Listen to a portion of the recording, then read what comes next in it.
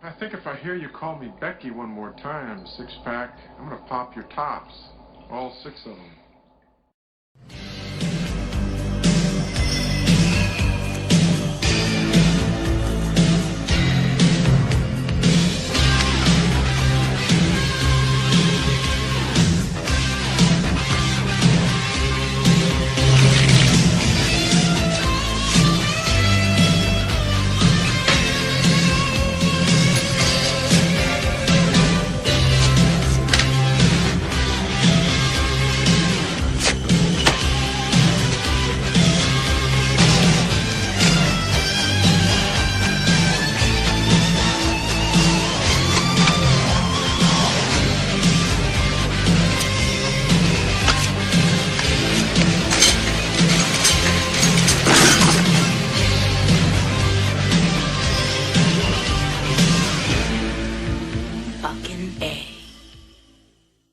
Hey, this is Matt once again. Welcome back to another review. This is another Patreon review, this time for Paul Wilson, who wanted my thoughts on the 1987 slasher film Stage Fright. First, I want to thank everyone who's joined me on Patreon, as well as the people who have sent me requests via PayPal. If anyone's ever interested in doing that, the links are down below. Stage Fright is a film I had seen before, and it's for free on YouTube. And at the end of the day, fun little slasher film. The director is the director of Cemetery Man, but to be perfectly honest, I like this a lot more than Cemetery Man. Maybe because it's more straightforward. This is definitely a movie where it's a case of style over substance, but the style is fun enough, the pacing is short enough, and the kills are interesting enough to make the fact that, yeah, the story is not the most original. Slasher film, kids are doing this musical about a fictional mass murderer known as the Night Owl, and then they get locked in and a killer starts killing them one by one. And the mask he's using is one of their props, which is an owl mask, which can seem silly, but hey, I like it more than the Campbell Soup Kid looking in Valentine. I know he's supposed to be Cupid in that movie, but he looks like the Campbell Soup Kid. I can't help it. Anytime I think of Valentine, it's Cupid. He looks like the Campbell Soup Kid. The owl in this, even that looked better than that. But yeah, like I said, the acting, the characters, I mean, the boss is a ball breaker. The lead woman, she sprains her ankle. They go to a hospital. They get bat. She gets fired. Then one thing leads to another. Her friend gets killed. The cops come. The boss wants the 6, 7 of them to stay there for continued rehearsals. He also wants to use the death as part of promotion because he's an ass who will get his comeuppance. Satisfyingly so, honestly. But like I said, even though the characters and the acting is not the best, this is a case where the music, the style, and the direction and the kill scenes really make the film work for its 90-minute running time. And if you're wondering what I'm doing, I'm trying to get who did the score, because the music is very well done, especially like the first time I hear it is when the lead girl's in the hospital trying to get her sprained foot looked at. Sprained ankle, I should say.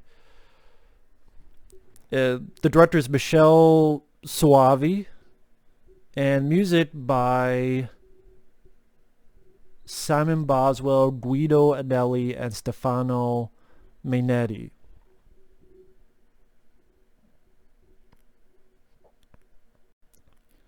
It was released in other places. It's Bloody Bird and Aquarius.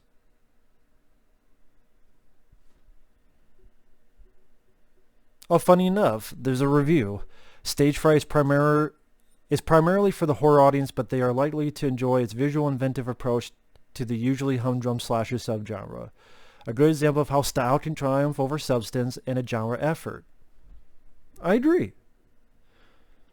Granted, I would not put this above My Bloody Valentine or a lot of the Friday the 13th films or a lot of the Elm Street films or so forth, but the kill scenes, there's some really cool kill scenes. There's one person that gets a pickaxe in the mouth. There's one who gets an arm cut off and the head cut off. There's one that gets killed by a chainsaw. There's one that gets drilled through a door and you see it come out of the body.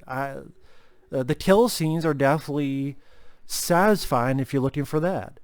The style, there's some really nice POV shots. There's nice, for example, early on when the guy who we know is going to be the killer, he arrives in the hospital at the beginning, and you have these nice pans of lights, POV of the hospital lights from his point of view.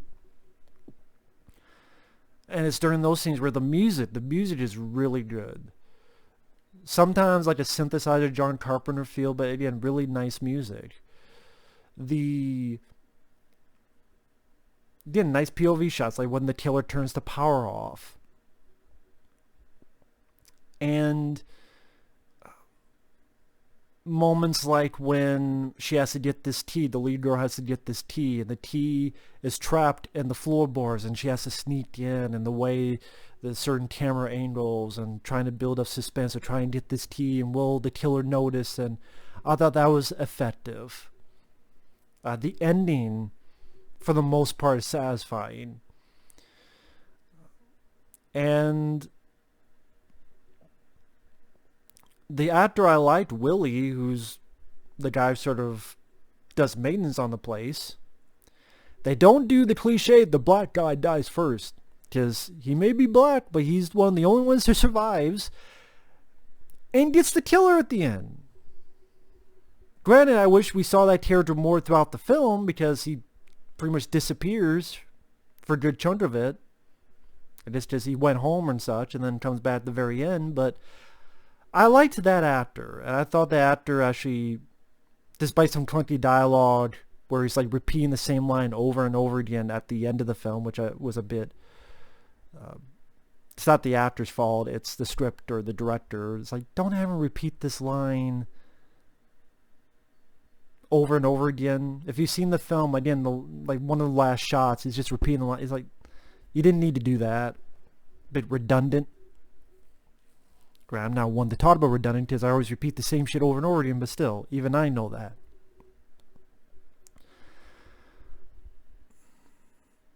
Like I said, I mean, the issues plot-wise is not doing anything that remarkably original. But it's a slasher film. It's people get killed one by one in a certain location. In this case, a theater. The death scenes are cool, the pacing's not that bad, the music is well done, the stylish direction and POV shots and movements of the camera, and even the look of the killer is a bit interesting. There's a moment where he stages like all these bodies on the stage like a play. Bits like that. Considering when I was doing my 80s horror marathon, which I don't know if I'll ever get back to that because that's a lot of stuff to do, and I'm fairly busy now with the Patreon PayPal stuff. But I did see a lot of 80s slasher films, and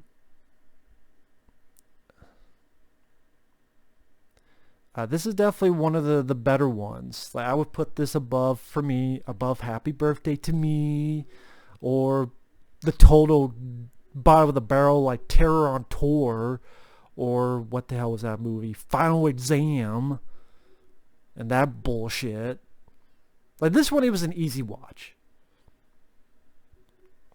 I just wish the characters and the lead were more interesting, whether it's different actors or actresses, or however to put it. Yeah, I just wish the acting, like the lead character, the girl, there's really nothing that interesting about her other than we want good to win over evil. I mean, she's no Amy Steele, she's no Lisa Wilcox, she's no Heather Langenkamp. I'd even put the girl in My Bloody Valentine above her. It is, again, I've seen much worse. I've seen much better. Yeah, that's the big issue for me is the characters and typical plot. But overall, still a fun slasher film. Again, interesting, different locale, style, music, and kill scenes. And yeah, it went short enough. It didn't feel long, and it had enough razzle dazzle to give me a fun time at the movies. I'll put it that way. It's worth a watch if you're a slasher fan. I really do feel that way. And it's for free on YouTube, so you're not really, if you see it, you don't like it, it didn't cost you anything. So it's worth a look. I do enjoy it. I did enjoy it. Thanks for watching. Take care and stay tuned for more reviews. See you guys later.